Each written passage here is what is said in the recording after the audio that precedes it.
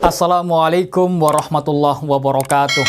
Alhamdulillahirabbil alamin wassalatu wassalamu ala asrafil anbiya'i wal mursalin sayyidina wa maulana Muhammadin wa ala alihi wa ashabihi ajmain, amma ba'du. Pendidikan vokasi memegang peranan penting bagi pengembangan SDM Indonesia yang terampil di masa yang akan datang. Kalau cara pemupukan anggur dikala masih kecil ya, supaya nggak salah langkah. Nah, ini jenis anggur akademik, anggur hitam yang saya tanam 2 minggu yang lalu.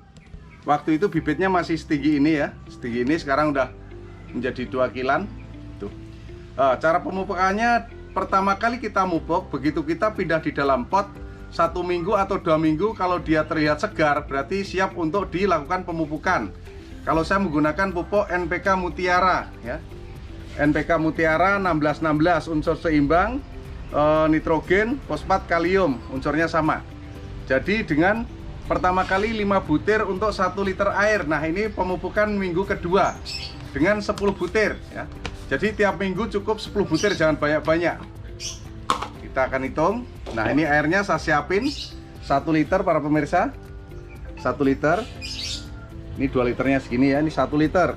Hanya dengan 10 butir, karena kalau kita banyak-banyak dia bisa overdosis. 1 2 3 4 5 6 7 8, pilih yang butirannya agak gede ya, 9 10 cukup. Nah, kita aduk sama seperti kalau kita ngaduk apa aja boleh ya, es campur ketika waktu bulan puasa, sama cara ngaduknya. Yang penting nggak perlu harus goyang karena kita duduk ya. Nah, seperti ini. Oke, setelah dia larut semuanya, siramkan secukupnya. Tidak harus 1 liter ini harus 1 pot, Pak. Enggak. Kalau potnya besar, oke. Tapi kalau potnya hanya segini, kita boleh menyiramnya hanya separuh aja juga cukup ya. Kita siram, puterin ya, tidak harus di pohonnya Pak pemirsa ya, tidak harus di pohonnya, kalau bisa agak jauh. Kenapa? Kalau seandainya terjadi overdosis atau pupuknya ini kadarnya tinggi, kalau dia nggak deket dengan pohon, dia nggak gampang overdosis ya, agak jauh ya, diputar agak jauh seperti ini. Oke, seperti ini ya, bukannya kurang berani nih, memang hanya segitu aja. Nah, cukup setengah liter saja karena pohonnya masih kecil. Yang penting tadi ukuran campurannya 10 butir dengan 1 liter air.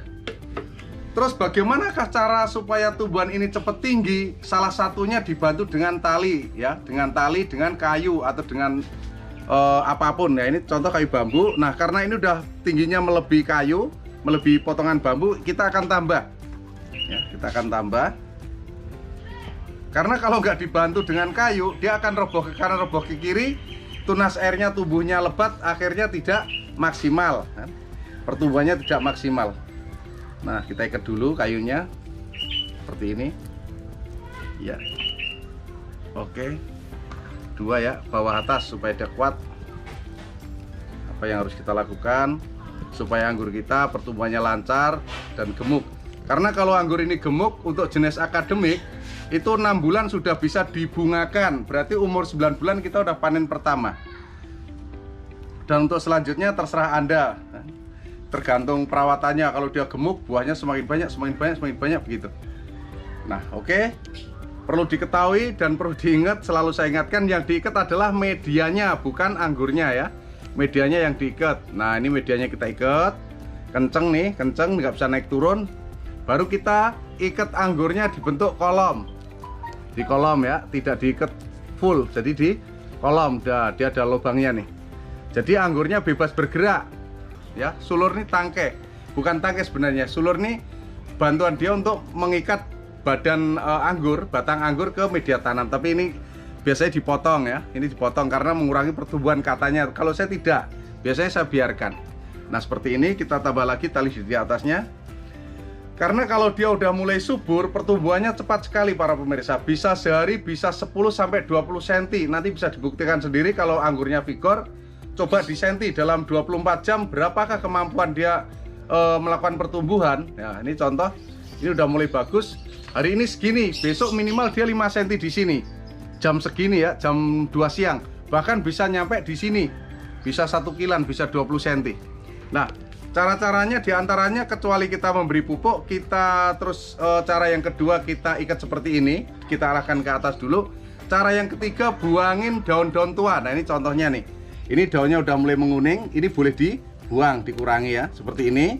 Ini kita buang. Terus ini tunas yang tidak potensi, ini namanya tunas air ya, kita bisa lihat daunnya 1, 2, 3, 4 terus puret, ini ujungnya puret. Nah, ini kita buang ya, seperti ini. Ini akan memicu dia pertumbuhannya ke atas. Sama ini menjadi 2. Ini justru ini tunas air nih yang bagus. Ini tunas utamanya nggak begitu bagus, nggak masalah, kita pelihara juga.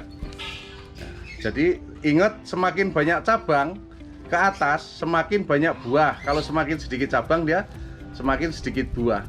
Seperti itu ya. Jangan mikir yang macam-macam dulu.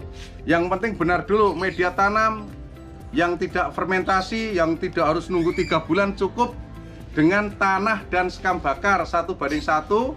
Bibit anggur yang baru kita beli, setelah kita diamkan 2-3 hari dia udah gak layu. Kalau beli online biasanya perjalanan bisa 4-5 hari dia layu karena nggak fotosintesis di dalam kardus. Setelah kita diamkan selama 2-3 hari dia kembali sempurna, kembali sehat, baru kita pindah di media tanam. Dan perlu diingat para pemirsa, media tanamnya kalau di pot separuh dulu ya, separuh dulu.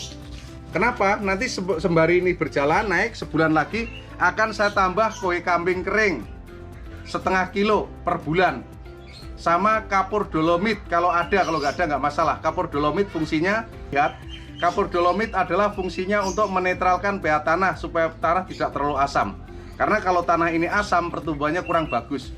Yang paling utama adalah sinar matahari. Kalau bisa menanam anggur terkena sinar matahari walaupun 2 jam. Artinya mungkin terhalang tumbuhan atau mungkin tanah rumah tetangga yang lebih tinggi dari rumah kita atau bagaimana, yang penting dalam 1 kali 24 jam dia terkena sinar matahari, karena sinar matahari sangat dibutuhkan untuk fotosintesis.